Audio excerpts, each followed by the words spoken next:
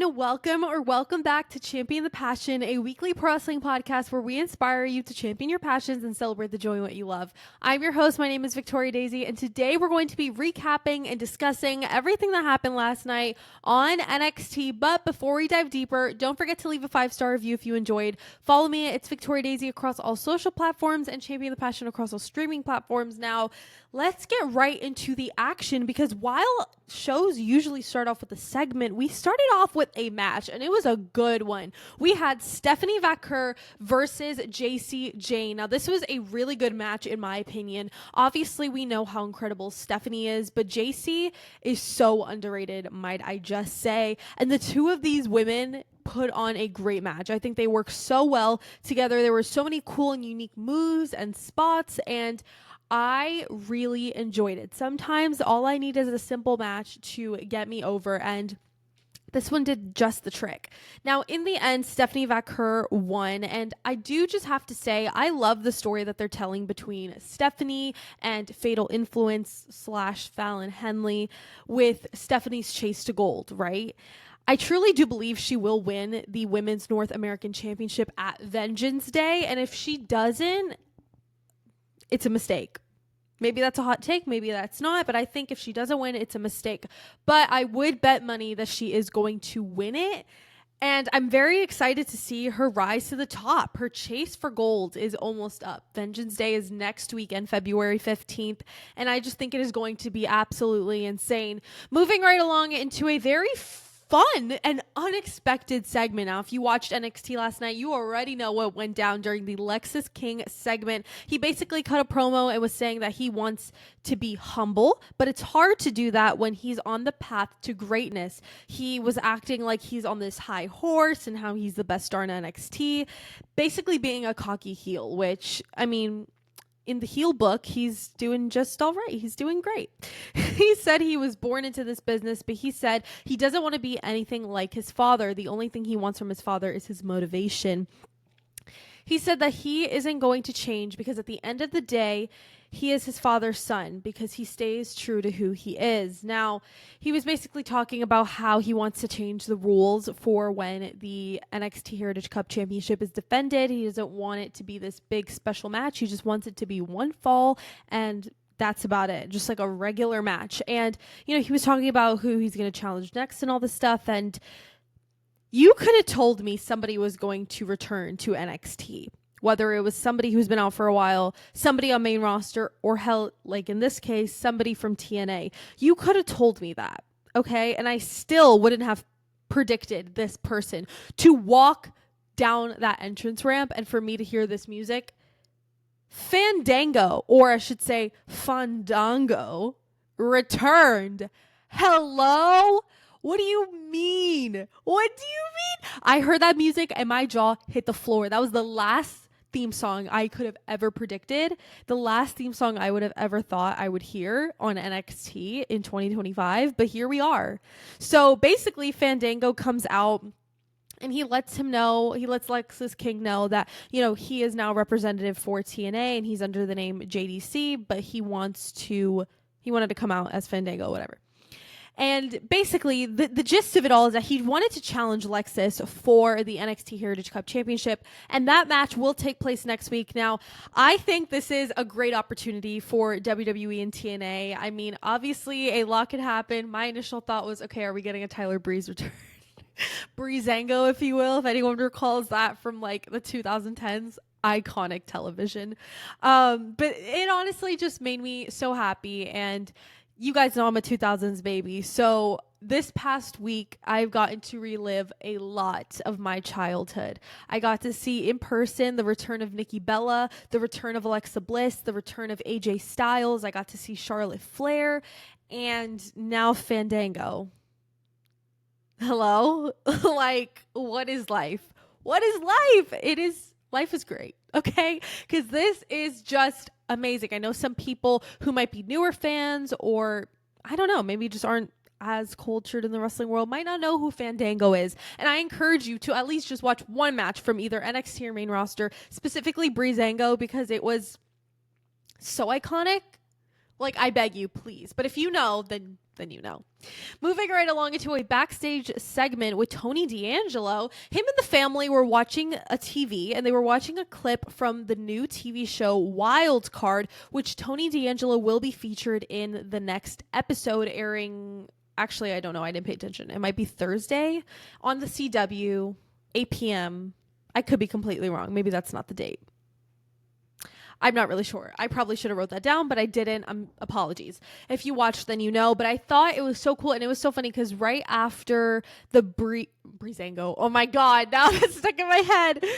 After the Lexus King segment, they played a clip of Tony D'Angelo from the Wild Card series, and when they first had that rolling, I wasn't sure what I was watching. I wasn't sure if it was a movie trailer, a commercial, or if it was NXT, and I saw Tony D'Angelo. I was like, whoa, okay, cinematic. And then I realized shortly after that it wasn't. But still very excited for Tony. I'm so happy that WWE is at a place now where they're so mainstream that superstars have the opportunity to cross over into the Hollywood realm and get to be in TV. And I just think it's so cool. But moving right along into this segment, Stax was busting Tony's chops and saying, and this is what he said, direct quote, "Oh, is this what you and Izzy were talking about and why you missed our match?" Saying that they should have busted out a red carpet for him and called him Hollywood Don, since, you know, now he's on a TV show and everything fancy. Now, we know that there is still a bit of funny business between Tony and Izzy. I still don't fully know what's going on. Izzy said last week that, you know, they have a common enemy in Shawn Spears, and while Shawn was stalking Izzy, Tony stepped in, whatever. And so she did him a favor by helping him win that match. But I don't know, there's something still a little bit weird about this whole thing. But as a result of Izzy confessing what really is going on between her and Tony, we got a match out of Stax Lorenzo versus Ridge Holland. Now, this was honestly a really great match. I love the story that they're telling between these two with their hatred. Hopefully they continue this out and expand it, because I think these two are great in the ring together. Now, all the drama kind of happens towards the end of this match. So Luca Crucifino got onto the apron to try and distract the refs so that Stax could pull a fast one on Ridge to try and win the match. But on the other side of the ring, Izzy Dame comes up to the apron and gets in the ring. And I saw this and I was like, I literally screamed. I was like, there's no way this is happening. There's no way this is happening. Then Ridge Holland sees her, and she got scared and got out of the ring, and then Ridge Holland won, which is obviously not what was supposed to happen. Izzy Dame looked upset because she was obviously trying to help Stax, but that backfired terribly. So let's see what the Dawn and the family responds to that with. Let's see what they have to say. Is she kind of out of the gang a little bit, or is she going to still be in kind of cahoots with them? I don't really know. She kind of messed up big time, but yeah, I'm interested to see what happens. But moving right along into a tag team match that kind of came out of a backstage segment that happened earlier. Sol Ruca and Zarya were kind of talking trash to Lash Legend and Jakara Jackson once they returned to the NXT Women's Locker Room, post being in the Royal Rumble for Lash Legend at least. You know, Zarya was crapping on her, basically being like, you know, you didn't bring back the NXT Tag Team Championships when you had that match last week against Bianca and Naomi, and then you lost the Rumble and all this stuff. And it's just like, bro, shut up. Nobody cares to hear your big mouth. Whatever. Then Tatum Paxley and Gigi Dolan got involved, and that's kind of how the birth of this match happened. So we have Sol Ruca and Zarya versus Tatum Paxley and Gigi Dolan. Now, honestly, this was a very, very fun match. Sol and Tatum were definitely the stars of this match, especially Tatum. I think she's so underrated and doesn't get enough credit. Although I will say, it sucks to see Zarya already kind of getting lost in the sauce. I mean, there was so much hype around her before she got to NXT, and once she got to NXT, and now she's kind of just a tag team wrestler, which sucks. She's great, don't get it twisted, but at some point this year, I would love to see some gold around her waist, or at least to just be in a big storyline, because I think she's a great wrestler. It definitely deserves it. I just don't know why she didn't get the same push that Stephanie Vaquer and Julia got. That's something I don't know, but I wish to know soon. In the end, Sol Ruca and Zarya won. Kind of a controversial ending, but I will leave that up to you guys. Then we head into my segment of the night, spoiler alert, which I always talk about at the end. I talk about my match of the night and my segment of the night. This was my segment of the night. We had the Vengeance Day Summit with Bayley, Roxanne Perez, the NXT champion, Julia, Charlotte Flair, and Cora Jade, which is a bit interesting, which I will get to in a little bit.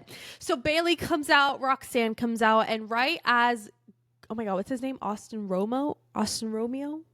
Romero. Whatever. The ring announcer at NXT with the cool hair. He was about to announce Julia, right? And Roxanne says, hold on a minute. Wait a minute. Roxanne had some choice words for Bailey, and she decided to open up her loud, big mouth to just brag about how she's now breaking records on the main roster for being the longest woman in the Women's Royal Rumble, the Iron Woman as we call it. Then they kind of start clocking each other with these fire one-liners that honestly were so amazing, okay? And in the middle of getting heated, Roxanne accidentally confesses something. She said, when it comes to the NXT Women's Championship, I have no friends, which is something she's been hinting at for a while, considering Cora Jade. I mean, we saw last week when they were backstage, Roxanne is very narcissistic and doesn't care about her friends, and Cora was very hurt about that. This isn't the first time this has happened. This has gone on for a while, and you'll eventually see Cora getting fed up. Now, eventually, Bailey and Roxanne keep talking their crap, and Julia interrupts, my queen.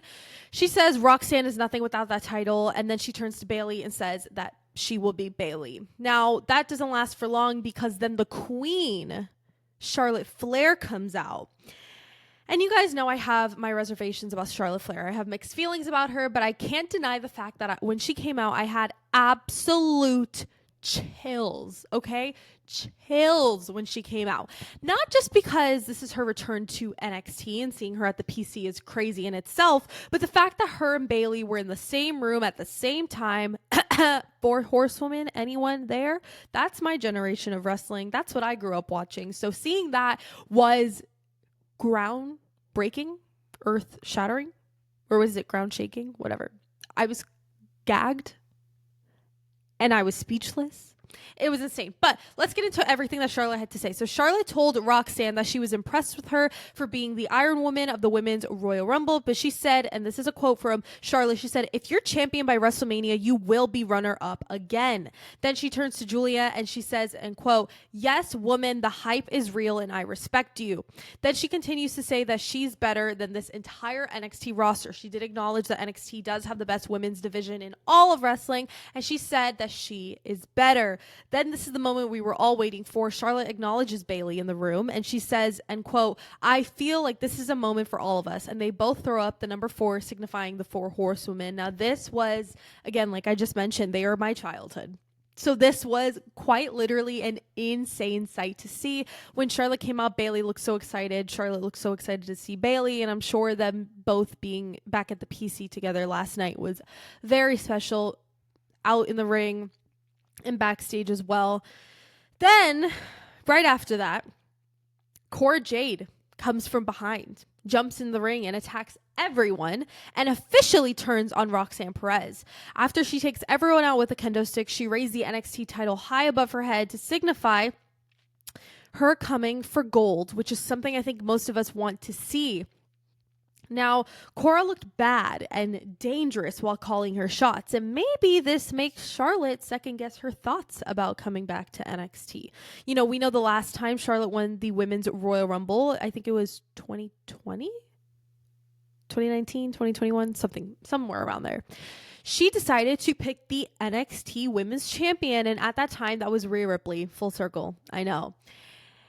And so she'd been there, done that. She's a 2-time NXT Women's Champion, and I don't think she's quite literally looking to do that again, and I think we all know where she's going.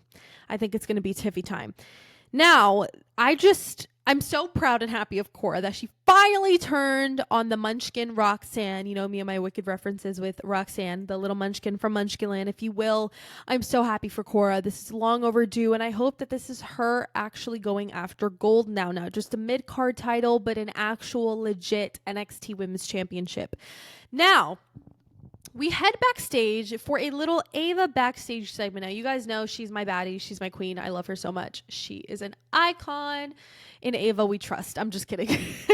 So Ava is talking backstage with Javon Evans and Ethan Page about suspending Javon because 2 weeks in a row he messed around with security and the refs, which is obviously a no. Now Ethan convinces Ava to punish him instead of suspending him. His proposal for punishment was a match at Vengeance Day, but the catch is that Javon has to be medically clear. That was a request from Ava. Obviously, you can't be wrestling hurt, and we know that Javon's jaw is locked. It is broken. It is not okay. He has been like this for quite some time now due to Ethan Page. So I'm sure that match is going to happen regardless, but I just, it's going to be great, and I'm so excited. Now, moving on into a quiet banger, if you will. I mean, this is one of those that I think people overlook, but it was really good in my opinion. We had Kalani Jordan versus Carmen Petrovic. Now, I thought this was a pretty good match. I love Carmen, you guys know that, and I think she's great, and I thought she worked well in the ring with Kalani. Now, something that I am loving is this little storytelling between Jada Parker and Kalani Jordan, because Jada Parker comes out to distract Kalani. But that kind of backfired because Kalani Jordan won, but then attacked Carmen directly after. So the referee reversed the call. So Carmen Petrovic won. So in the end, Jada's mission was accomplished. Not right away, but it was. Now, you guys know how much I love Jada Parker. If you guys saw my 2025 Women's Royal Rumble reaction videos, you saw that when she came out, I lost my mind. I was probably the only person in my section who knew who that was and was a fan. But you know what? I love Jada Parker. She's an absolute icon. We stand her here on Champion the Passion. Yes, we stand Jada. But I absolutely love that she came out and was a part of this match. And she actually was sitting ringside on the commentary table and watching the match there. She was on commentary literally with a headset. So it was great to see her.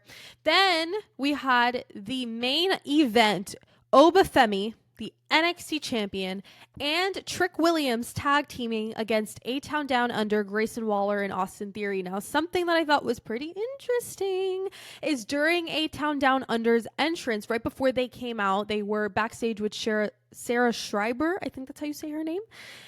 She's an icon. We love her. But they were cutting a little promo, and Grayson said that at Vengeance Day, because must we not forget, there's a triple threat match for the NXT Championship. Obafemi defending against Grayson Waller and Austin Theory. Triple threat, gonna be crazy.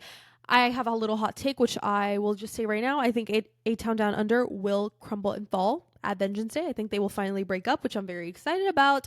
But here's why I think that. Now, we know every week there's kind of been little hints of some tension, and we know, was it last week when Grayson did the Grayson Waller effect? The crowd was literally chanting turn on Grayson. It was crazy. Now, here's where it gets interesting. Grayson said to Sarah that at Vengeance Day he will be victorious. He will come out with the NXT championship, and Austin didn't like that. So the heat is boiling. The heat is heating. It is getting hot in there, and you know, soon that volcano is about to erupt. And I think that volcano is about to erupt on Vengeance Day. But now to the match. It was a great match. But on the other side, the flip side, there was lots of tension between Oba and Trick that played a huge part in this match. Now, obviously, they don't like each other. They're just tag teaming for the match. Now, one thing I will say is this match had a lot of cool spots, which I wasn't expecting. Grayson Waller low-key showed up and showed out, which I loved. Now, here's where I'm going to complain a little bit, and I hate to be like a negative Nancy, but Eddie Thorpe came out to whip with a rope Trick Williams, and that basically cost him the match. Now, A-Town Down Under was successful and did win this match, and after the match, Eddie attacks Trick. He attacked him before and after. And I don't really I'm not a fan of the fact that they're involving Eddie in this whole storyline to try and get Trick away from Oba and the NXT Championship. I think it's stupid. I mean, if you want to eventually call up Trick, that's not really the way to go out, in my opinion. Like a weak storyline is not what you want to leave NXT with. I don't know. I just thought it was kind of dumb and also not my favorite way to go off air, but they kind of made up with it 5 seconds later. So if you guys watched NXT last week, then you would have seen at the very end, if you guys know the little beep, that played. And a little typewriter sound came on and it said WWE NXT, then it erased, and then it said Vengeance Day. And I had shared a theory that I thought, oh, what if it's the Hardy Boys, like Matt Hardy, because his OG original theme song had a typewriter noise, right? Just a theory. But this week, we have learned that it is not. They are teasing a new faction. So the only hints that we really got is there's 4 guys.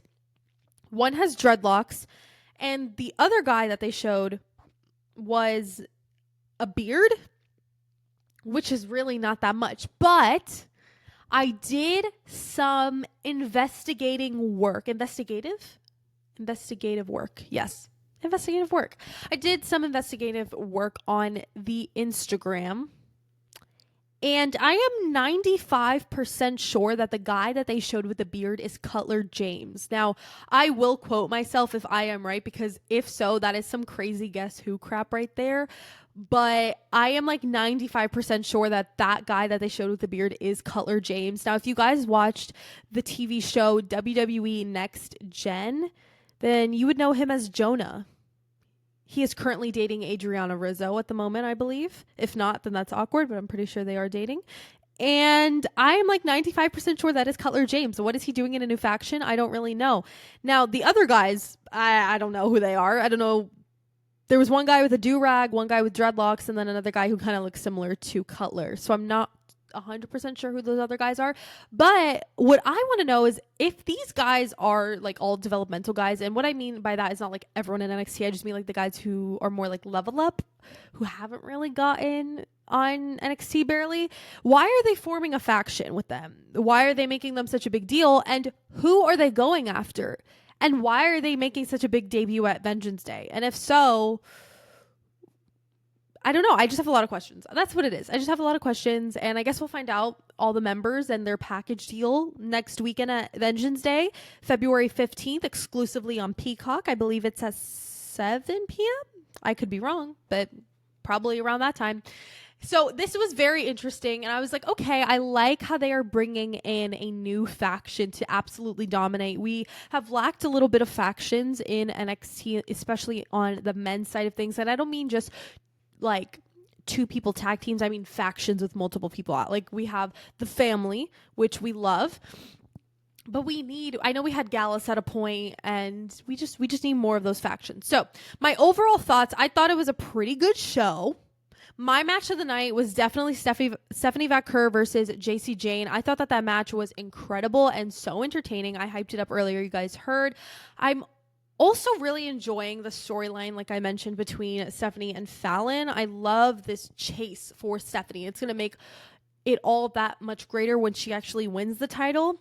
Then, to no one's surprise, my segment of the night, as I spoiled earlier, was the Vengeance Day Summit with Bayley, Roxanne, Julia, Charlotte, and Cora. It just proves why NXT has the best women's division and truly why the women run NXT. I mean, it got me extremely hyped for Vengeance Day. It got me extremely hyped to see who Charlotte picks for WrestleMania.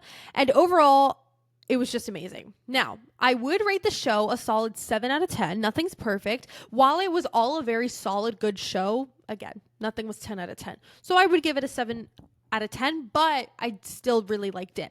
I gotta say, though, NXT is on fire right now, and I can't wait to see all that's lined up for next week and the weeks to come. I'm excited to see what comes out of Vengeance Day. And before I end this episode, I actually want to announce something that WWE announced at the Royal Rumble. WWE is releasing a new TV show. So I took a picture. If you guys are watching, then you would see that I have my phone out. But I'm going to go to my little folder if I can find it. Okay, here we go. So WWE is releasing a brand new TV show called Evolve. It's premiering March 5th at 8 p.m. Eastern, 5 p.m. Pacific, exclusively streaming on Tubi. Now, this is very interesting because, you know, NXT has done Level Up for the longest time. So I wonder if that's going to kind of take that away. I haven't been to NXT in a hot minute, so I can't really tell you if they're still doing Level Up tapings. Now, one thing I think is pretty cool about this is open to kind of people who are barely on NXT, kind of like the guys I just mentioned, like Cutler James.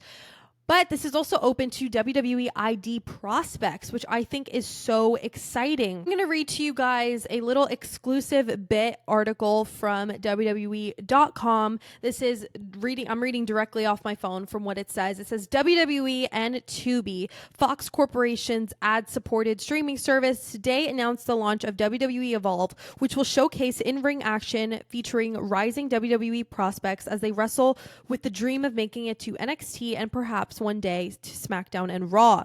WWE Evolve is slated to premiere March 5th, 2025 at 8 p.m. Eastern / 5 p.m. Pacific, exclusively streaming on Tubi, with a new episode dropping each week on Wednesdays. We are excited to work with our incredible partners at Tubi to showcase our young rising talent to the WWE universe as they start their in-ring journey, competing each week to fulfill their lifelong dream of becoming a WWE superstar, said WWE Senior Vice President of Talent Development Creative, Shawn Michaels. Thank you guys so much for watching and listening to this episode of Championing the Passion. If you liked it, make sure to leave a 5-star review. Follow me at It's Victoria Daisy across all social platforms and follow Champion the Passion across all streaming platforms. Don't forget to champion your passions and celebrate the joy in what you love, and I'll see you guys in my next episode. Bye!